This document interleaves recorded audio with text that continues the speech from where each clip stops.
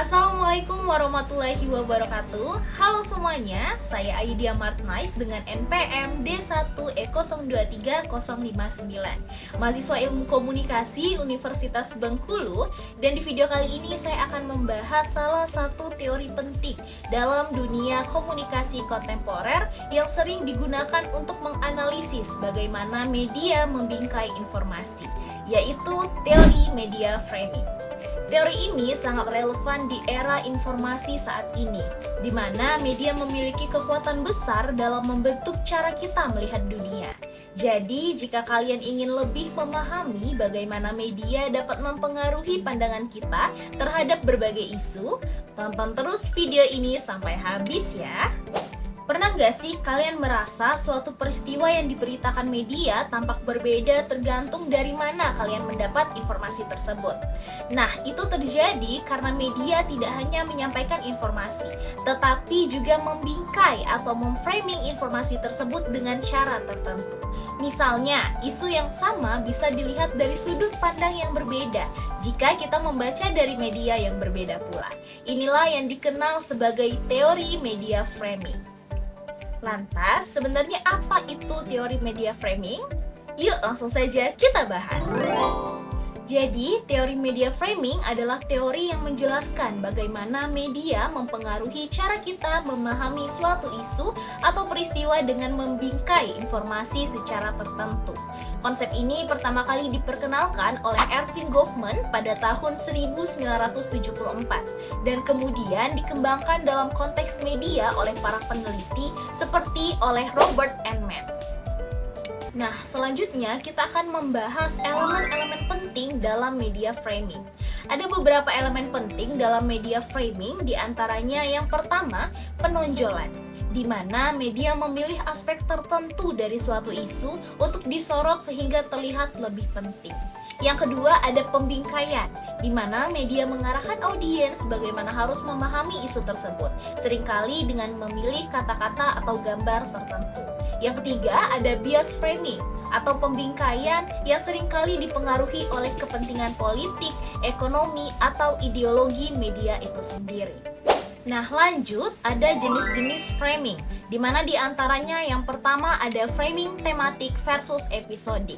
Tematik menggambarkan isu dalam konteks besar, sementara episodik berfokus pada insiden spesifik. Yang kedua, framing konflik versus moralitas, di mana media bisa membingkai isu sebagai pertentangan atau sebagai masalah moral. Yang ketiga ada framing kausalitas, di mana media bisa menekankan sebab akibat seperti menyalahkan pemerintah dalam bencana alam. Nah, teman-teman, di sini aku akan memberikan salah satu contoh nyata dari teori media framing yang terjadi di Indonesia, yaitu bagaimana media membingkai isu demonstrasi kenaikan harga bahan bakar minyak atau yang sering kita sebut dengan BBM yang sering kali terjadi.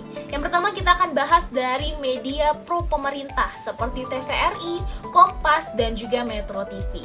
Beberapa media yang lebih dekat dengan pemerintah cenderung membingkai kenaikan harga BBM sebagai kebijakan yang tidak terhindarkan demi stabilitas ekonomi nasional. Media ini sering memberikan penekanan pada alasan-alasan kenaikan harga seperti peningkatan harga minyak dunia, subsidi yang membebani APBN, dan perlunya reformasi ekonomi untuk jangka panjang. Dalam framing ini, pemerintah digambarkan sebagai pihak yang bertanggung jawab dan berusaha mencari solusi terbaik. Nah, ini menekankan bahwa kenaikan harga BBM diperlukan untuk menyelamatkan ekonomi dan juga penyesuaian harga untuk menghadapi kenaikan harga minyak dunia.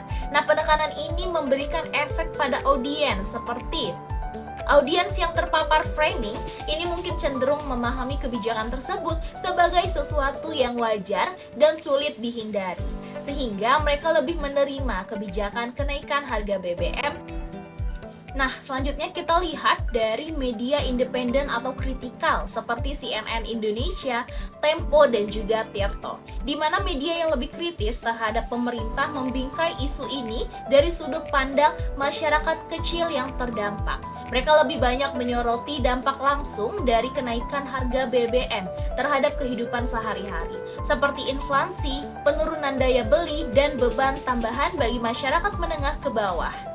Demonstrasi dan suara-suara masyarakat yang menolak kebijakan ini lebih mendapat tempat di media ini, dan kebijakan pemerintah dipertanyakan. Nah, adanya penekanan kenaikan harga BBM memberatkan rakyat atau masyarakat berjuang di tengah krisis ekonomi. Ini memberikan efek pada audiens seperti audiens yang terpapar. Framing ini mungkin akan lebih bersimpati kepada para demonstran dan merasakan ketidakpuasan terhadap pemerintah, terutama terkait dampak langsung terhadap kehidupan sehari-hari. Selanjutnya ada media yang sangat dekat dengan masyarakat, yaitu media sosial dan media alternatif.